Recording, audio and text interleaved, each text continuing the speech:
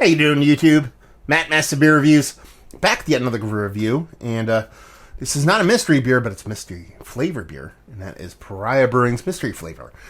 This is a Berliner style Weiss. Wheat ale brewed with dried lemon, raspberry, and strawberry. Yeah, Pariah has been knocking out of the park with the kind of heartstrings of my growing up in the 80s and early 90s kind of vibes. The mystery flavor. That's the old, dum-dum pop thing. And, if you hate that, then you just hate childhood. That's all I have to say about that.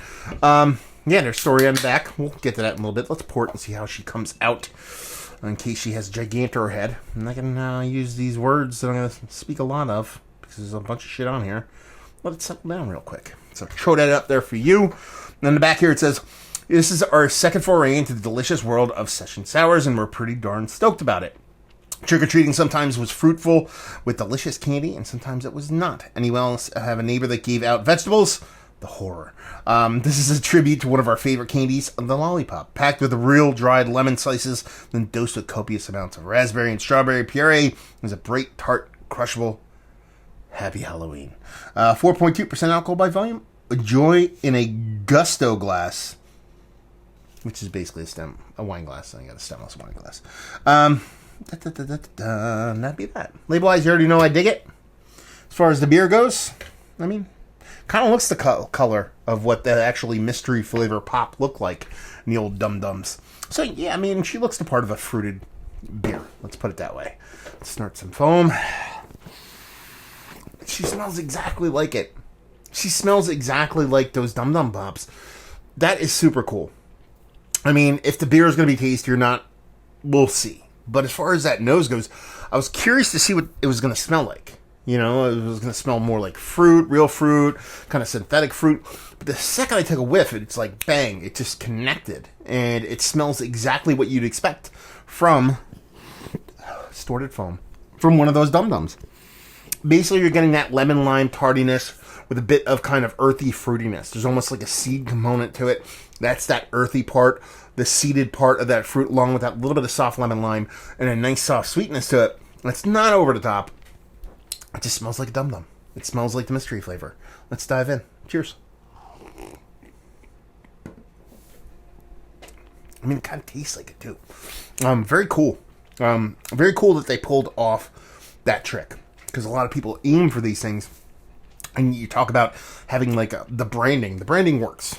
The branding's fantastic. Plucks at my heartstrings. I'm all in on it. But if you don't follow up with a good beer, it's kind of loses a little bit of its luster. That's not the case here. Listen, fruited low ABV Berliner Weisses might not be everybody's jam, but you're talking about them kind of hammering at this kind of mystery flavor dum-dum pop, and they're nailing it both from branding to nose to taste, and it kind of just, it all works. Strip all that from the actual review itself. Let's talk about the beer. Just the beer. That fruit portion comes through. It's not as vibrant as you'd expect based off the nose. It does still have a little bit of those seedy vibes, so that's kind of cool. And that lemon lime drops out quite a bit, but still there. Comes off a little bit thin, but you're talking about a 4.2% fruited Berliner. You're not expecting the world here, but it's a little bit kind of thin, watery would be the word more than thin. It's kind of, not that you want a huge impact, but I would like just, go from 5 to 6 on the volume here. So that's probably my biggest kind of knock of it. Probably one of the coolest things about it is it has a soft cereal grain characteristic that sometimes I get in kind of IPAs, especially when people are using more grains than brewer sugars when it comes to the hazies. And I like it. Works kind of well in this. Adds an extra dimension to it. It just ends up making the beer a little bit more funner. So yeah, super good, super tasty, well done, chuggable, fruited Berliner. Bonus points for the packaging. So there you go. Let's talk about it. One of the better fruited Berliners I've had is late. I had actually put it in there and put it decently towards the top for one specific reason. And it's not the branding. It's the fact that it's not over the top. There's so many flavors thrown at these fruited low ABV Berliners. A lot of times the beer gets lost. This is still beer with those fruit flavors going on. Comes off, even though I keep kind of banging on it being very close to that mystery Dum Dum.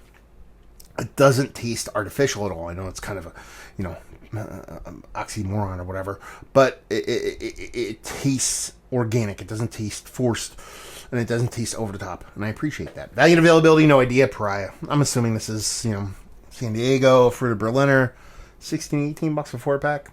I'm not a big fan of that price point, but that's probably what it is. And leave you with, if you like what we like this beer, if you like Dum Dums, if you like mystery flavors, if you like Fruited Berliners and you want the ones that don't get over the top crazy, look no further. There you go. Another review in the books. Hopefully you guys enjoyed it. Down there if you want to talk about it. Massive Beers if you want to check me out doing the social media stuff. Beer Massive if you want to check me out doing the whole podcasting thing. And hopefully you guys enjoyed the review. Hopefully enjoying a little bit of mystery flavor right now. And hopefully see you next time. Cheers.